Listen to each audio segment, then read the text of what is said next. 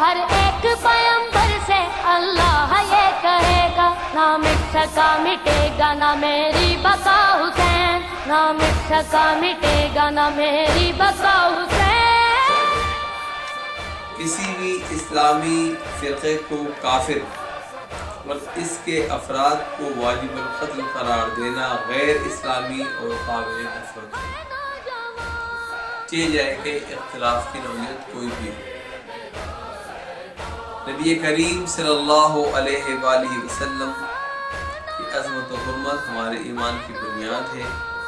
اور حضور کے کسی طرح کی توہین کے مرتکب فرد کو شرم، قانون، موت کی سزا کا مستحق ہونے پر ہم سب متفق ہیں۔ ملی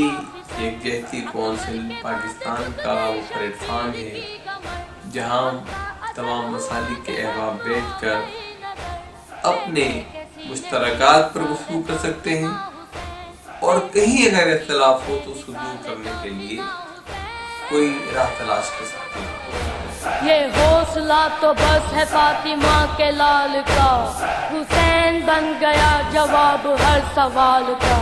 نیزے پہ تڑپتا رہا کرتا رہا صبر، زینب کے سر سے جب چھینی تطہیر کی چادر۔